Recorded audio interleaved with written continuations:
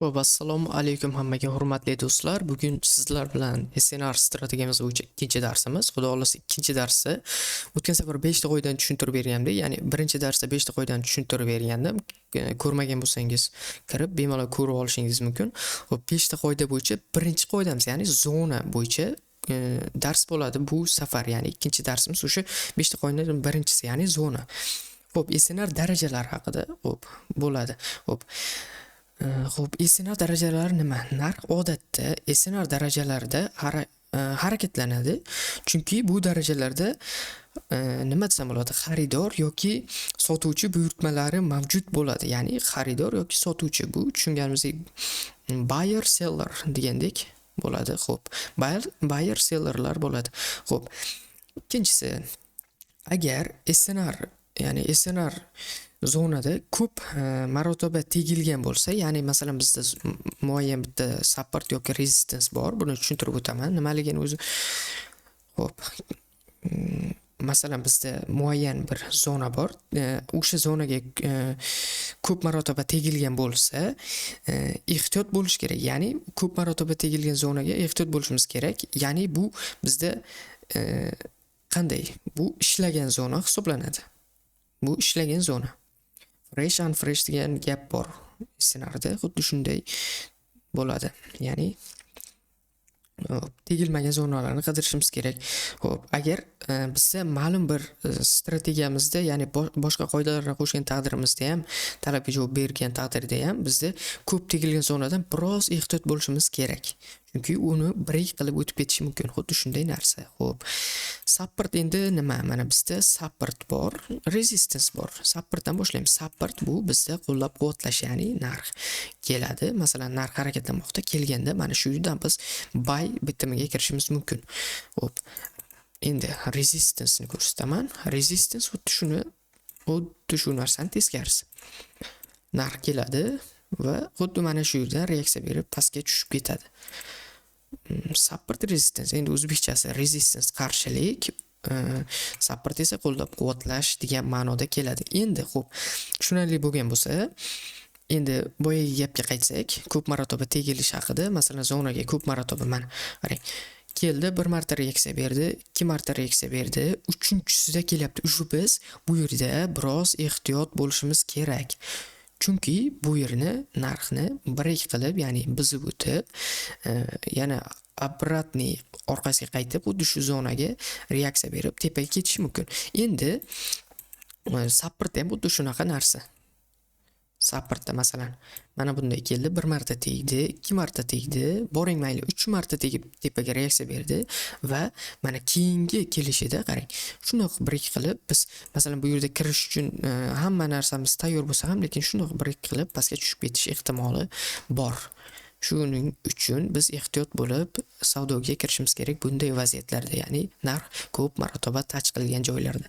Xo'p, bular tushunarli bo'lgan bo'lsa, endi bu tushunarli bo'lgan bo'lsa, xo'p. Endi bizda qanday? Yana bizda hali touch qilmagan zonalar bor, ya'ni tegilmagan. Masalan, narx muayyan zonadan keldi, qaytdi. Bu resistance hisoblanadi. Tegilmagan zonadan biz bitim qidirsak, bunda yaxshi bizga holatni ko'rsatib berishi mumkin, ya'ni chiroyli ishlab berishi mumkin analizimiz. Mana masalan bir marta keldi, narx mana bunday kelayotgan joyda qaytildi. Bu support hisoblanadi. Supportga keyingi kirishida biz kirsak, chiroyli vaziyat bo'lishi mumkin. To'g'ri, u 2-3 marta tekkan bo'lsa ham kirmaslik kerak degani emas. Endi ehtiyot bo'lish kerak demoqchiman, ya'ni ehtiyotgarchilik kerak bo'ladi unday vaziyatlarda. Xo'p, support resistance tushunarli bo'lgan bo'lsa, xo'p, yana bir marta tushuntirib o'tib ketaman. Resistance qarshilik, support qo'llab-quvvatlash. Xo'p, endi bizda buni SNRda bizda mana bunday tortishni ko'plar ko'rsatgan ekan. Bir ikkita darslarni ham o'zim YouTube'dan qani ko'ray deb qiziqib ko'rdim. Mana bunday tortishni ko'rsatgan ekan ko'plar. Ya'ni mana shunday, mana resistance. To'g'ri, bu ham to'g'ri holat. Bu to'g'ri, noto'g'ri demayman. To'ppa-to'g'ri resistance, ya'ni mana bitta ikkita mana tegildi, mana bu yerdan sel olasiz.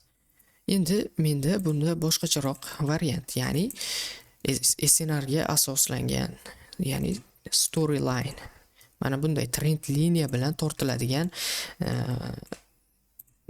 ko'rsatib o'taman, ya'ni support resistance. Xo'p, endi ssenar zonamizda bu qanday deyiladi?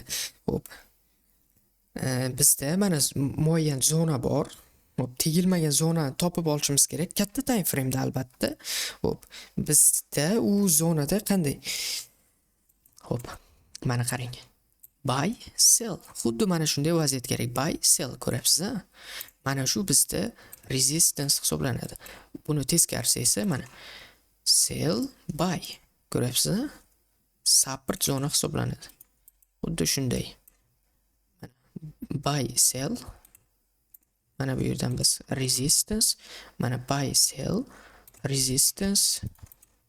Hop, buy, sell, mana resistance yana. Endi bularga mana bunday buzgan-ku degan holat bor. Mana bunday masalan 9 punkt tepaga chiqib ketgan. Bu juda katta ba'zilar uchun. Hop, bu 9 punkt chiqib ketganini ham sabablari bor. Buni keyingi darsda ko'rsataman. Ya'ni aynan zona tortganimizda qaysiga reaksiya berishini ham ko'rsatib o'taman keyingi darslarda albatta. Hop, hozircha shu zona tortishni tushunib tursak bo'ldi. Ya'ni keyingi darsda masalan bizda ko'p zona kelib chiqadi. Qanday masalan qayerdan masalan qaysini masalan mana bundan kiramizmi bayga, bundanmi shuni ko'rsataman. Endi hozir mana bu yerlardan tortib tashladim. Siz tushunmay qolgan bo'lishingiz mumkin. Endi bizda sell, buy, support, xullas buy, sell, resistance. To'g'rimi? Endi keyingi ko'rinishi bor bizda. Sell, sell. Mana bu yerdan support yoki resistance. Pastga bo'lsa bu resistance yoki shuni teskarisi buy, buy. Mana bunday bo'lsa, kelsa narx support vazifasini o'tab beradi.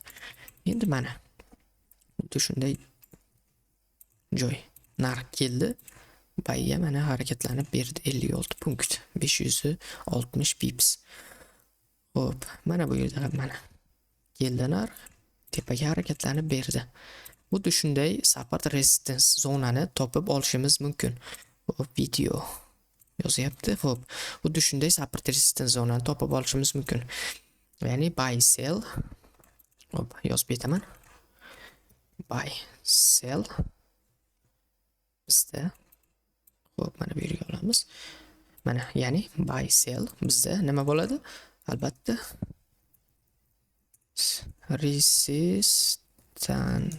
resistance zonamiz hisoblanadi. Endi sell, buy, ya'ni mana bu yer, mana sell, buy, support zonamiz hisoblanadi. Sell va bizda qo'shimcha sell va sell zona va buy zona bor deb qo'yamiz. Zonalar ham bor. Xo'p, xuddi shunday mana. Tushunarli bo'lgan bo'lsa, mana shudan iborat edi bugungi ikkinchi darsimiz, ya'ni zona tortish bo'yicha. Yaxlit zona mana bunday. Yaxlit zona mana bunday tortilsa, bunda endi biz xuddi shunday candle'lardan tortib olishimiz mumkin. Keyingi darslarda xo'p, bularni qanday saralashni, ya'ni qanday reaksiya berishini kuzatishimiz mumkin. Buni ko'rsataman, ya'ni multi time frame qilib ishlatishni ham ko'rsatib o'taman keyingi darslarda. Hammaga rahmat, like, comment, podpiska kutib qolaman.